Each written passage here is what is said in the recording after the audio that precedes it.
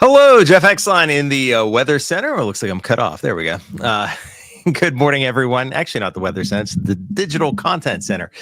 And it is a Tuesday morning, March the 11th. March 11th, getting close to the anniversary of the superstorm, March 13th, 1993, the blizzard of 1993 in a couple days. At least the anniversary. No blizzards expected in this forecast unless you're visiting your local Dairy Queen, because the weather is superb here this week. We'll take a look at some things, and heard some people had Dan from Wellsville chime in that he had the spring peepers make a comeback. How about that? So that's a sign of spring. I'll show you a couple other signs of spring. How do you know that spring is sprung? I guess that's the question, right? Well, I think pretty much spring has sprung across the area this week when it comes to our weather. But there are some other signs. We'll take a look at that here in a second. But I'll show you the temperatures. You can ignore that 43 in East Liverpool. Not sure what's going on with that thermometer, but that's running way, way too low. Temperatures are in the 50s to near 60 degrees right now late this morning. And it is a delightful day with sunshine. Now, you may notice the breezes are picking up a little bit. We're seeing a south wind at 14 in Wheeling, Steubenville at 13 miles per hour, Pittsburgh 15, Washington, PA 17, Akron 13 miles per hour. So winds around 10 to 15. We'll see some gusts this afternoon, upwards of 25 miles per hour or so. So, well, this time of year, you don't want to burn anything outdoors. In fact, Ohio, West Virginia, they have burn laws this time of year in the springtime. Low relative humidity values and winds today can combine to create dangerous conditions. So make sure there's no burning going out there, as any fires that can spark would spark rapidly. Also, if you're working with any machinery or any igniting tools such as matches or fuels, keep that in mind today. The winds and the dry conditions can spark some fires, and we don't want them to spread. Sue, good morning to you. Beautiful day out there in the neighborhood. Hopefully you're having a wonderful day wherever you're tuning in from on this Tuesday. Temperatures up near 70 or so this afternoon. Those breezes 10 to 20, occasional gusts 25 miles per hour. And as we head into tonight, a partly cloudy sky. There will be a front coming through tonight. It'll produce some clouds later tonight, first thing tomorrow morning. Nothing to write home about here, but temperatures will vary between 35 in Carrollton to 41 in places such as New Martinsville, Woodsfield, and Caldwell. And tomorrow's one of those days where there could be a pretty big range in high temperatures from north to south. So Carrollton, East Liverpool, New Philadelphia, lower 60s, and then further south near 70. Everyone else in between, probably in the mid 60s with a mix of sun and clouds. So a few clouds in the mix tonight and tomorrow. You look at these temperatures, though, compared to normal high temperature this time of year in March is in the upper 40s. So this is well above normal. 23 degrees above normal today, near 20 degrees above normal tomorrow. And by the time we get to Friday, we could be looking at high temperatures close to 30 degrees above normal, as high temperatures are expected to eclipse the 75-degree mark come Friday. So a warm stretch of weather. I think spring has definitely sprung across the air with these warm temperatures. Also want to tell you about that total lunar eclipse that's occurring for the night owls there early in the morning on Friday, and I'm talking really early in the morning. The total eclipse begins at 2:26, and it lasts for a little over an hour, 65 minutes to be exact, and it comes to an end at 3:31. During that time frame, that 65 minutes, the moon will look like it does there on that graphic over there to the right. Blood red, first blood moon since 2022. Now, if you missed this one, we are going to have another one during March next year. So you have to wait another year to see another total lunar eclipse. And how's the weather faring? Well, it looks like the weather looks pretty good. We expect a mainly clear, worst case scenario, partly cloudy sky during the overnight period. So looking good into Friday morning. So what else are we tracking here? Well, we're in pretty good shape here through Friday. And let's see, we have someone, Christina, saying, good morning. Hope you have a great day, everyone. Yeah, good morning, everyone. Hopefully everyone is having a wonderful day out there on this Tuesday, March 11th. It's also National Dream Day today.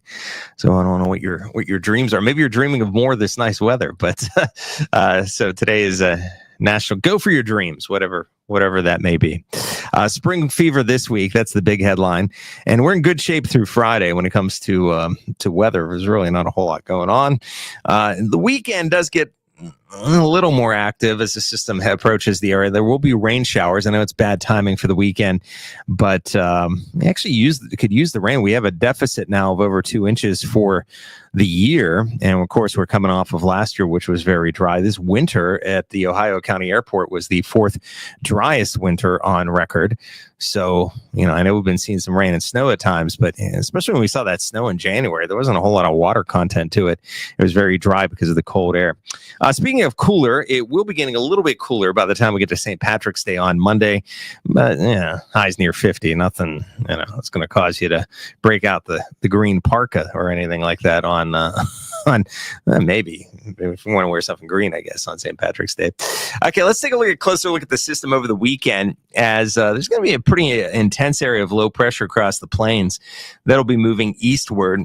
I do think it is going to weaken as it moves towards the East Coast, but this is the Storms Prediction Center where they highlight severe weather. Now, it's going to be dealing with a lot of warm air, of course, surging across the eastern half of the country. So we'll have that in its favor. It's going to have a lot of wind shear as well, with a pretty powerful jet stream and winds veering with height. So those are a couple ingredients. I think the ingredient that is always questionable around here and could be lacking is instability as we head towards Saturday. But on Friday, the threat of severe weather from St. Louis to Memphis, and even up in Chicago, but a higher threat from St. Louis to Memphis. Now, come Saturday, see how that system moves east. Higher threat of severe weather across southern Tennessee into Atlanta, Georgia, the southern states into Alabama and Mississippi, seeing a higher threat of severe weather. Now, we are under a possible threat, so we can't let our guard down totally, but we'll have to see how this plays out. If we see some breaks of sun at all, that could fuel storms later in the day. If it stays rather cloudy, maybe not so much. But there'll be some showers around. I really don't think either Saturday or Sunday will be total washouts, but there will be some rain showers to dodge. And then Sunday, the threat of severe weather, at least the access there, will begin to shift to the East Coast from Washington, D.C. to Raleigh to South Carolina. So that's how that system will be progressing this upcoming weekend. You look at your 9+ 1 day forecast. Highs today near 70, sunny and breezy. There's winds again, 10 to 15 gusts, 25 miles per hour. Tonight's low of 36. Sun and clouds Wednesday, a tad cooler. I don't even know if we'll notice it. 66 the high. Thursday, partly cloudy, high of 70, up to 76 Friday. That's crazy warm for this time of year. Average high is 48, so that's well above normal, as I mentioned, close to 30 degrees above average. Could someone hit 80 on Friday? That'll be interesting if we hit 80. The warmest temperature ever recorded during the month of March, in case you're wondering, at least where our records go back to, 1921 on March 20th, 1921, we hit 89 degrees. So that's the warmest it's ever been in March. It's not going to be that warm, but it's going to be pretty toasty on Friday with an outside chance maybe of hitting 80. Saturday, showers in the forecast, and same story for Sunday. Highs in the 70s Sunday, 60 Sunday, or 70 Saturday and 60 Sunday. Again, neither of those days look like, all day rains or anything like that. As we head into Monday, partly cloudy, cooler for St. Patrick's Day, high of 50. But then we're back up towards 60 Tuesday, 67 next Wednesday, and 60 next Thursday. Could be some showers around next Thursday. Spring tree leaf anomaly. What's this? Well, it's another way of looking at where has spring sprung, basically. So it's kind of interesting. Now, around here, we're really not seeing, the leaves budding by really yet. That is occurring to our south, but where it is occurring to our south, you see a lot of blue on this map, and that's indicating that it's later than normal. So spring, the start of spring, if you look at it this way, is a little bit later than normal across the eastern part, especially compared to the last two springs. I remember around St. Patrick's Day last year cutting the grass, I think, for the first time, and my grass is nowhere near needing to be cut. Now, I heard a couple people out there on Facebook land said they already cut their grass. I'm not really sure what they're cutting, but at least, it doesn't look like mine's not even green. To get that, the grass to really start greening up and growing, you need the soil temperature to be 55, and for most of our area it's just not near there yet. So we're not really seeing the grass grow too fast right away. But, this warmer weather this week may start taking off because that soil temperature is going to start to pick up a little bit. But there you can see, so the blues is basically where it's below or it's behind normal, and we're definitely behind last year's pace because last couple of years, we saw spring early pretty much across the eastern half of the United States. If you go by this, theory of when the trees start to the leaves start to come out on the buds on the trees. So we're not there yet here, but those southern areas is what I'm pointing out. It's starting out later than normal in those locations, but in time, of course, that will be spreading northwards. It's one of those kind of cool things to look at. I'm not sure it's the most understandable graphic in the world, but there you go. Okay, so breezy today, sunny today. Don't forget about the lunar eclipse. Anyone plan on watching the lunar eclipse early? I'll be up. So again, the time frames there to really key in on is the hour 65 minutes between 2:26 and 3:31. That's when the moon will be totally eclipsed and in the Earth's shadow, and that is when it will be that bloodish red color. That's why it gets the term blood moon. So 2:26, 3:31, so about an hour in the middle of the night. So I don't know if any of you are night owls, but you may want to check that out. And again, good viewing for that on early Friday morning. I'll be getting up. Let's see, my alarm clock goes off 2:40 in the morning. So I'll be up. I'll take a shower, grab my coffee, hit the road, pop a couple energy balls in my mouth and hit the roads. And then I'll take a picture. So I'll definitely be within that 2:26 to 3:31 window waking up. So I'll be able to take a picture of that. And I'm sure we'll have some photos to share on Friday. So that's something to look forward to this week. The other big thing to look forward to this week, again, is the warmth, as we are looking at temperatures running well above normal. By Friday, we could be seeing high temperatures close to 30 degrees above normal. Average high this time of year is 48. So we're going to see highs in the 60s and 70s. And again, just in case you're joining us, the winds are going to be a little frisky today, gusting to 25 miles per hour, sustained 10 to 15. So don't be burning anything outdoors. You're really not allowed to this time of year in the state of Ohio and West Virginia during the daytime hours because the conditions are ripe. And today's conditions, the combination of low relative humidity, the dryness, and those winds picking up, you don't want to, cause any fires to get out of hand too quick. So that's pretty much it. Pretty quiet weather. Nice and quiet. It's the way I like it. Olivia was asking me today, you must find this weather boring when it's nice. And so I don't know. I like a nice quiet week sometimes. And this is definitely one of those quiet weeks around here. We'll pick up a little bit as we head into the weekend when it comes to some weather activity and maybe some thunder showers later Saturday. We'll have to see. But until through Friday, though, we are smooth sailing. It's like put the weather in cruise control in the weather center. So nice and quiet. I'll have more weather for you coming up on News 9 midday in about 40 minutes. So check that. And Jamie Baker will be paying us a visit today on News 9 midday. Bill is off today. So I know his daughter's in from spring break from out of town and from spring break from college. So he's spending some time with the fam. So Jamie Baker pays us a visit, a rare News 9 visit, midday visit at least, coming up. Karen is enjoying the weather today. Who isn't? Actually, that's a great question. There's actually somebody out there who is not enjoying the weather today.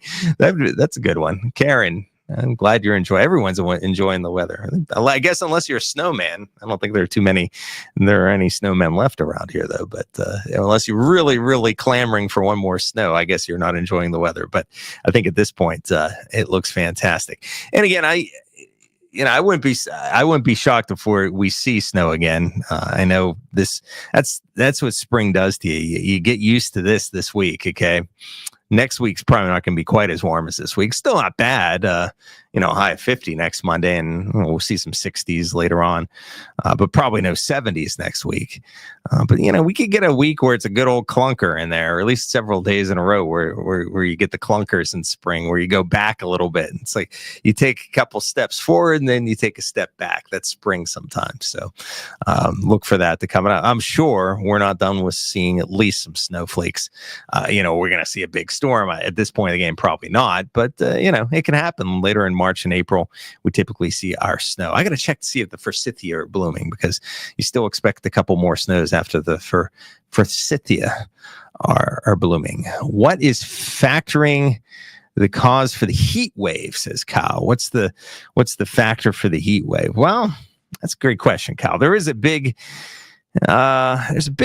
area of low pressure in the center of the country, and I wish I could show you that somehow. I'm looking here, see if I can show you that visually. But basically, there's just a lot of warm air being drawn northward. I can maybe show you a jet stream. I got to find my graphics, and I'll get to that. We'll see what this depicts. I'm not sure what this is going to. What time frames we have set up on these graphics, but this is okay. It's going to have to load. We can sort of show the upper air pattern. But basically, there is an area of low pressure. This is the upper air pattern, which is pretty zonal. A lot of Pacific air is building across the country. So you see these lines that are, I can make this full for you too, so you can see it a little better. See these lines that are, this is the upper air height, the jet stream. And the lines aren't going, I need to load this in here for you. But anyhow, the lines are going basically east. You don't see a big dip north-south. When you see those big dips, you see one of those little dips here off the coast of the Carolinas. So that's at low pressure systems bringing some rain off the coast of North Carolina. That's a little shortwave we call, but we don't see a big dip anywhere that would promote cold weather. So our flow is coming from the Pacific. We also have an area of low pressure at the surface in the center of the country, which is leading to, I can load this in here and give you a better idea. But that's leading to a lot of warmth, because the flow around that low pressure system is counterclockwise, and we are seeing that pull a lot of warmth northward. So you look at the upper air pattern, it's sort of flat here. Going west to east, and it's pulling a lot of Pacific air, milder air. And then as we head into Friday, see that big dip in the center of the country? That's going to create the severe weather in the plains, that big area of low pressure. And as the heights lower in that area, see, they get low in that area in the center of the country, they rise in the eastern half of the country. So for that reason, we warm up. We see temperatures well above normal when that happens. So if that dip was overhead, it would be a lot colder. But because it's to our west, it's a lot warmer here. And then that's going to basically lift. See how it's not going to lift overhead? It's going to lift up into Canada. So it lifts on out. So it's not going to get too cold behind it. So the jet stream, that's always the answer to the question. Is it warm or cold? It's where the jet stream's blowing, how the winds aloft are blowing, how our steering currents are. When our steering currents are coming out of from north to south, from the North Pole, then the doors open and all the cold air from the Arctic Circle, North Pole, gets dropped southward. When it's more west to east, it's warmer. And when it's out of the south, it's also warmer as well. So depends on which way which way the wind is blowing. That's the short answer to that story. Or no, that's the long answer to that story, Kyle, because that was a very long answer. But that's why it's warm. Jet stream basically dominates the weather pattern across the country. That's why it's very important. And meteorologists send weather balloons up twice a day. At this time, it's the Zulu time. This is actually the topic of the weather quiz for tomorrow. Zulu time is where midnight and noon Zulu time. What's Zulu time? That's Greenwich Meridian, Greenwich, England, the time meridian there. That's when it's midnight and noon at that location. So we use that across the world. That same time, it's noon there. It is like 8 o'clock in the evening here. And when it's midnight there, it's 8 o'clock in the morning here. So, here, the closest place we launch weather balloons is at the Pittsburgh National Weather Service, not that far away from to our east, and they launch them at 8 o'clock in the morning and 8 o'clock in the evening. Balloons go up. They let us know which way the wind is blowing, different heights of the atmosphere, what the temperature is, and then all this gets plotted. Back in college, I used to have to hand plot this, so I would have to look at the codes from all this information from a weather balloon, write it all down, decipher it, break it out, and then I'd have to draw on the map, connect the lines, isoplex, all that kind of stuff, isobars, lines of equal pressure. And then you would get an upper air map. So that's the old school way of basically weather forecasting. You just look at these upper air maps and you try to figure out, which way the wind's blowing aloft and where's the storms coming from, the steering direction, and you track your troughs and your ridges across the country. Now, of course, we have supercomputers that do a lot of number crunching for us as well, and they give us ideas or models of what the atmosphere is going to look like. So, but that's how you determine forecasts. You look a lot at the jet stream. And Cal says, appreciate it, love learning about the weather. It's fantastic. That's what I'm here for. If I can ever answer any questions, you guys have them, feel free to shoot them in the comment section, and then hopefully I'll be able to answer them for you. But short answer is the jet stream. So enjoy it. Enjoy the warm weather this week. Enjoy the beautiful weather. As we one last little recap here. For a sound off, we really have nothing to be concerned about. Again, except for the breezes this afternoon, a little breezy, I guess, but we're going to be up near 70, and it's sunny.